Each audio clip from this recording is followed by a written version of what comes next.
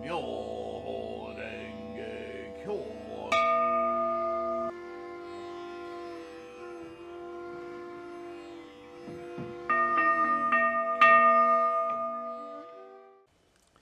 Namo Myoho Renge Kyo, Namo Myoho Renge Kyo, Namo Myoho Renge Kyo. Hi friends, how are you?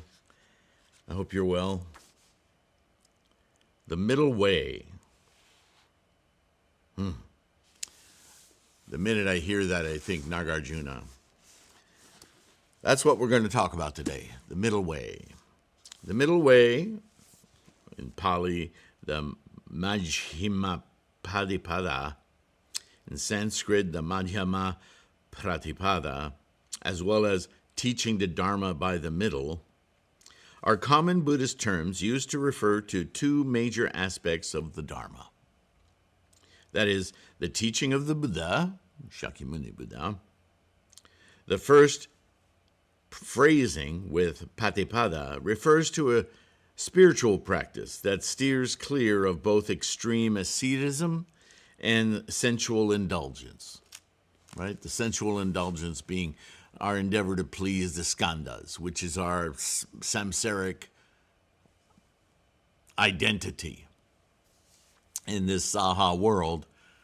You know, I always picture a little infant child sticking everything in his fingers, his toes, a little blog, anything she reaches out for, the little baby wants to touch, feel, taste, blah, blah, right? It's all about the phenomenal world. So everything is identification. What is this? Can I eat it? Right? That's samsara. And the spiritual being the inner, the mental monologue, right? Our samsaric ideation, right? This spiritual path is defined as the Noble Eightfold Path that leads to awakening. That's the spiritual path of the Dharma, right? The second formulation refers to how the Buddha's Dharma teaching approaches ontological issues of existence and personal identity by avoiding eternalism or absolutism and annihilationism or nihilism. Right? There's these early schools of monks and Buddhist students. They came from cultures and traditions of reincarnations and endless life cycles and all sorts of magical, mystical stuff. So their tendency was to take Shakyamuni's teachings, even though he was strictly against that kind of misunderstanding of life. They still carried on for decades, yeah? And so the extremes of annihilation or absolutism, in other words, eternal souls, that kind of thing, it's not Buddhist at all, but the traditions, they've shoehorned them into Buddhism, yeah? So the next section here says early Buddhist texts. In the early Buddhist texts, there are two aspects of the middle way taught by the Buddha. Scholar David Pahana describes these as the philosophical middle way and the practical middle way. He associates these with the teachings found in the Kakanagata Sutta and the Dhammacakkappavattana Sutta, respectively. The middle way, in the early Buddhist text, the term middle path, was used in the Dhammacakkappavattana Sutta, which the Buddhist tradition regards to be the first teaching that the Buddha delivered after his awakening. In this sutta, the Buddha describes the Noble Eightfold Path as the middle way, which steers clear of the extremes of sensual indulgence, pleasing the skandhas, and self-mortification. So right off the bat, I'll refer to some earlier stuff very quickly here, but you've heard me talk about these burning monks. I have a video dedicated just to that topic. Self-mortification it's a very religious thing. mortification being the destruction of our fleshy body, right? And the pleasing of that fleshy body, the skandhas, is the other extreme, both of which they're saying in the Noble Eightfold Path steers clear of. So again, I have to remind you, it's not that Shakyamuni's teachings changed over time. It's that his audience changed, and the method by which he tried to increase their capacity evolved over time, but he was always teaching the same thing. Monks, these two extremes ought not to be practiced by one who has gone forth from the household life. There is an addiction to indulgence of sensual pleasures,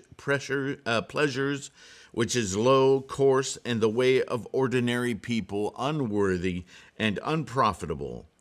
And there is an addiction to self-mortification, which is painful, unworthy, and unprofitable. Avoiding both these extremes, the perfect one has realized the middle path. It gives vision, gives knowledge, and leads to calm, to insight, to enlightenment, and to nirvana. And what is that middle path realized by the Tathagata? It is the Noble Eightfold Path and nothing else. Namely, right understanding, right thought, right speech, right action, right livelihood, right effort, right mindfulness, and right concentration, or samadhi. A similar passage occurs in other suttas, such as the Aranavibhanagasutta, with Chinese parallels. Ideologist Johann Bronkhorst concludes that the first extreme mentioned here, indulgence in desirable sense objects, does not refer to a specific religious movement or practice, but to the actions of common people. Duh. However, the other extreme does presuppose ascetics who used devotion to self-mortification to reach a religious goal, right? Prohibitions against eating, speaking, sex, interactions with others, solitude, on and on and on, right? Those, we all know of those practices, and in many religions still practiced today. But as I keep reminding us, Buddhism is not a religion. Buddhism is based on reason and observational facts, not some mystical, magical outside the self, right? Just like Nichiren says, this Gohonzon mind, this enlightenment, this opening Buddha eye, it's not found anywhere outside of our 5-foot flesh and body, or flesh and blood body. 5 foot being the common height at the time, but insert your height here, right? The Buddhist texts depict and criticize Jain ascetics as those who practice extreme self-mortification. Early Buddhist sources also depict the Buddha practicing those ascetic practices before his awakening, and how the Buddha abandoned them because they are not efficacious. Some of these extreme practices include a meditation without breathing and extreme fasting, which leads to emancipation, as well as the total suppression of bodily movement while standing and refusing to lie down. According to the scriptural account, when the Buddha delivered the sutta, he was addressing 5 ascetics with whom he had previously practiced severe ascetic practices. So the Dhammacakkappavattana must be a reference to the Avatamsaka Sutra, or in Japanese, Kigan Sutra, right? As noted by Y. Karunadasa, this middle path does not mean moderation or a compromise between the two extremes. Rather, it means, as the sutta states, without entering either of the two extremes, ubo ante anupagama. Interesting. A sutta from the Anugattara Nikaya also discusses the middle path as well as two other paths, the addicted practice and the scorching path, referring to the two extremes. The addicted path is described as when someone thinks that there is nothing wrong with sensual pleasures, so they throw themselves into sensual pleasures. Meanwhile, the scorching path includes numerous ways of mortifying and tormenting the body, including going naked, restricting their food intake in various ways, wearing various kinds of rough clothing. They tear out their hair and beard. They constantly stand, refusing seats. They maintain the squatting posture, and they lie on a mat of thorns. Right? We've seen all of this in movies, yes? The middle path, meanwhile, is described by listing the 37 aids to awakening. Teaching by the middle way, Majjhima Dasana. Other early sources, like, again, I have to remind you, it's right there in the earliest teachings. I don't understand why Theravada and earlier schools still have monks who will burn themselves in the street. They simply don't understand that that is not the middle path. That is not the way. It's so tragic. Other early sources, like the Kakagata Sutra, also state that the Tathagata teaches by the middle way, which often refers to the doctrine of dependent origination as a view between the extremes of eternalism and annihilationism, as well as the extremes of existence and non-existence. Right? We're a flow. We're a momentum. We're constantly instantiating from potential. That doesn't go on forever. And it doesn't end in a fiery blast, annihilating anything that's happened. What's happened has happened. It's just an accumulation of moments. And in fact, accumulation isn't even the right word, right? Because there's nothing accumulating. It's empty. It's experience, constantly happening.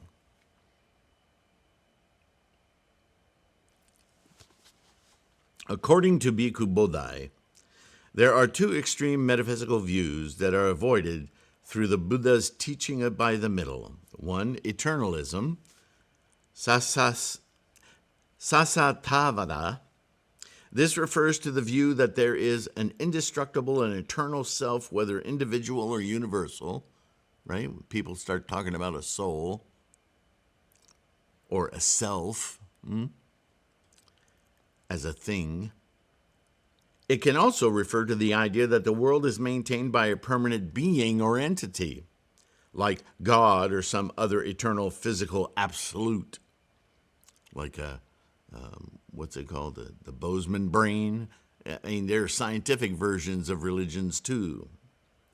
The main problem with this view is that it leads to grasping at the five aggregates, which are impermanent and empty of a self. Annihilationism, on the other hand, is the idea that a person is utterly annihilated at death and there is nothing which survives. The main problem with this view is that it leads to nihilism, particularly ethical nihilism.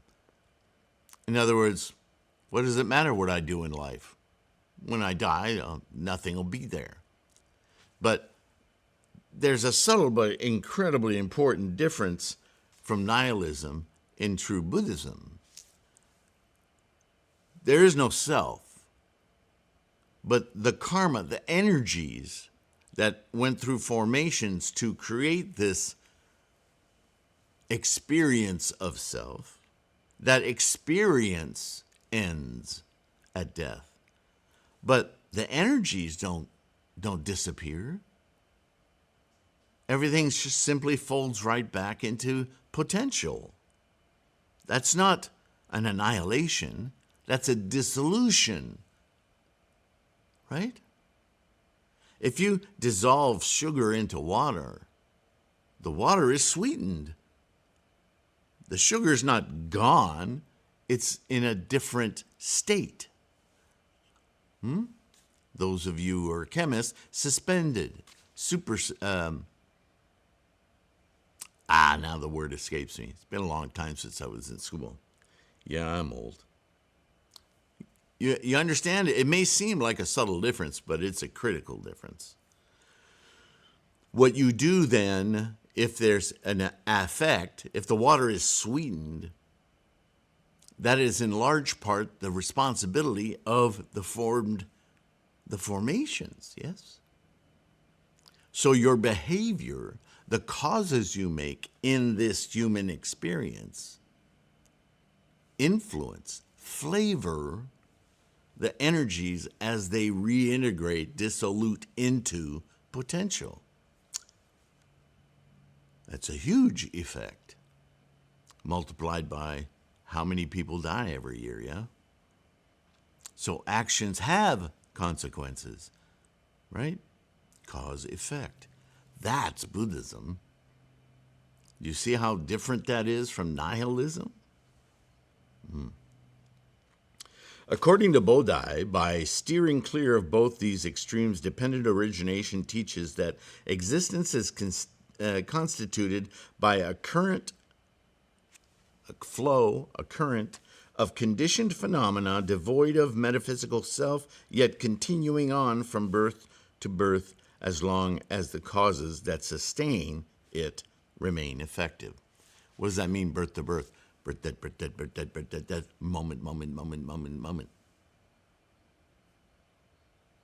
You're constantly, out of the 3,000 realms, influencing the next moment. And those influences affect that karmic freight train that the formations instantiate as your experience of humanity. See how it all connects together? It's all the same thing. A lot of words, but it's all the same thing. Okay. One of the most famous and clear expositions of dependent origination is found in the Kaganagota Sutra, the sutta with Chinese agama parallels and also a Sanskrit parallel in the Katyayana Sutra, explains the middle way as follows. Kakana, this world, mostly relies on the dual notions of existence and non-existence. But when you truly see the origin of the world with right understanding, you won't have the notion of non-existence regarding the world. And when you truly see the cessation of the world with right understanding, you won't have the notion of existence regarding the world. We're dancing around the middle way again, right? That middle way being that we are experiencing through momentum the instantiations of potential, one after another, moment to moment to moment to moment.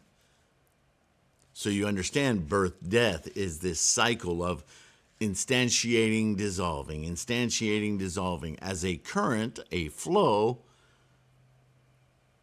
of formations into the realm of form and dissolution every single moment.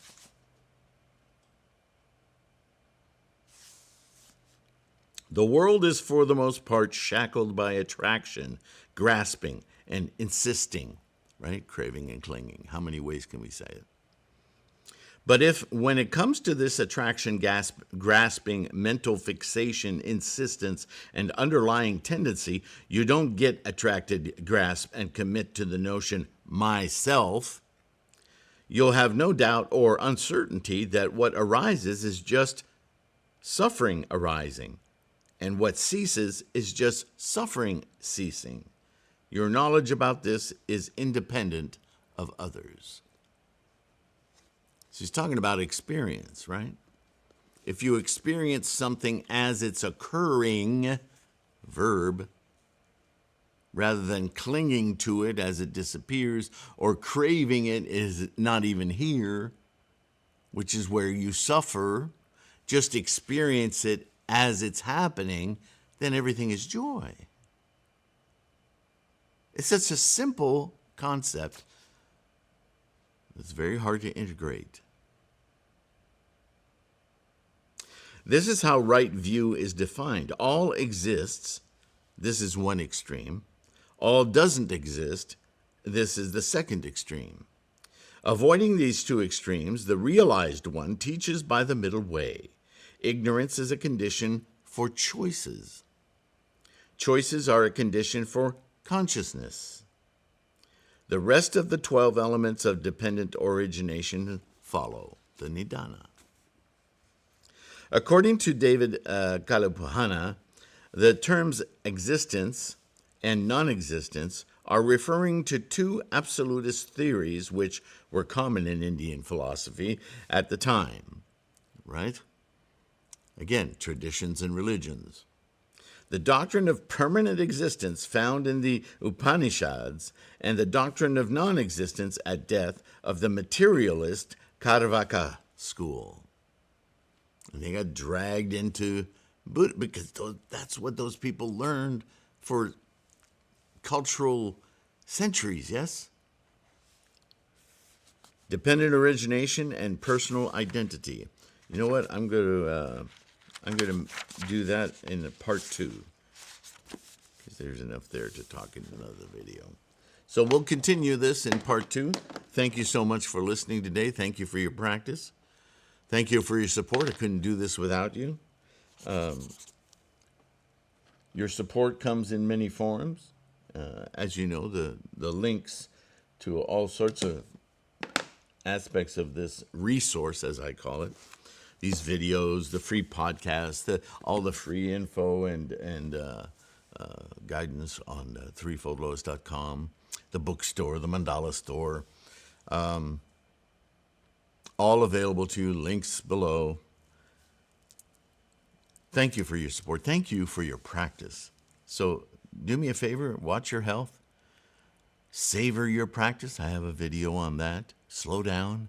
Really think about what you're doing and why. Instantiate Buddha, presence at the Butsudan, yeah? And with that, I'm going to let you go. Look forward to the next one where we complete this term.